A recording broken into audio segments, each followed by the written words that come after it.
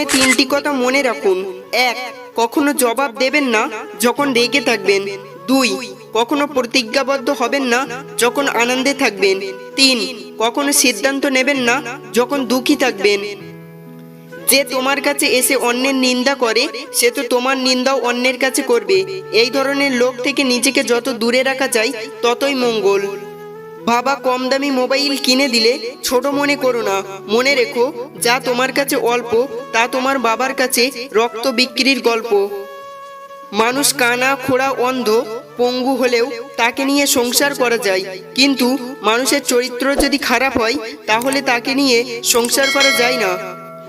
পৃথিবীর সব ভালোবাসাই মূল্যহীন মায়ের ভালোবাসার কাছে। পোশাক হয়ে গেল ছোট, লজ্জা চলে গেল। শিক্ষক হয়ে গেল ব্যবসায়ী, শিক্ষা চলে গেল। মানুষ হয়ে গেল টাকার গোলাম, মনুষ্যত্ব চলে গেল। জীবনে টাকা নয়, ব্যবহারটাই অনেক বড়। কারণ শ্মশান হোক বা কবরস্থানে 4 কোটি টাকা নয়, 4 জন মানুষই ছাড়তে আসবে। জন্ম থেকেই কেউ সংসারী মেয়ে হয়ে আসে না, তাই ঘরের বউকে কটূক্তি না করে সুন্দর ব্যবহার করে তার দায়িত্ব বুঝিয়ে দিন। গতকাল চলে গেছে, আগামীকাল এখনো আসেনি। আমাদের জন্য আছে আজকের দিন, তাই এখনই শুরু করে দিন। নিজের ছায়াটা যখন কালো তখন রূপের বড়াইটা করা বেমানান। কারণ রূপ দেখে মানুষকে শুধু চিহ্নিত করা যায়, কিন্তু মানুষ চেনা যায় না। জিন্দা থাকলে নিন্দা হবেই, মৃত্যু মানুষের প্রশংসা তো শত্রুও করে। মোমবাতি হওয়া সহজ কাজ নয়, আলো দেওয়ার জন্য প্রথমে নিজেকেই পুড়তে হয়।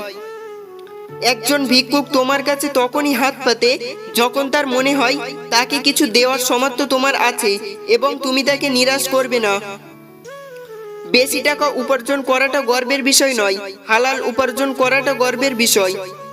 চরিত্রহীন স্বামীর সঙ্গে রাজপ্রাসাদে থাকার চেয়ে গরিব আদর্শবান স্বামীর সঙ্গে কুড়ে ঘরে থাকা অনেক সুখের। বিয়ে করলে গরিব ঘরের মেয়েকেই বিয়ে করুন। অর্থ কিংবা যৌতুক হয়তো পাবেন না, কিন্তু সত্যিকারের একটা জীবন সঙ্গিনী পাবেন।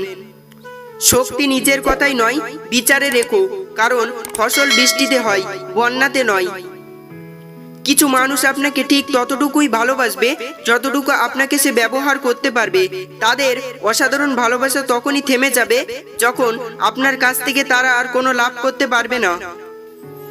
তাড়াহুড়া করে পাওয়া জিনিস বেশি দিন টিকে থাকে না, আর যে জিনিস বেশি দিন ধরে টিকে থাকে তা তাড়াহুড়া করে পাওয়া যায় না। মিথ্যাবাদীরাই এখন সবার প্রিয় হয় এবং সবার ভালোবাসা পায়, আর সত্যবাদীরা পায় অপমান ও অবহেলা। যদি ভিডিওটি আপনার একটুও ভালো লেগে থাকে তাহলে একটি লাইক দিয়ে উৎসাহ দিন, আর এমন বাস্তবধর্মী ভিডিও পেতে আমাদের চ্যানেলটিকে সাবস্ক্রাইব করতে ভুলবেন না। আপনার একটি সাবস্ক্রাইব আমাদের অনেকটা পথ এগিয়ে নিয়ে যেতে পারে। ধন্যবাদ।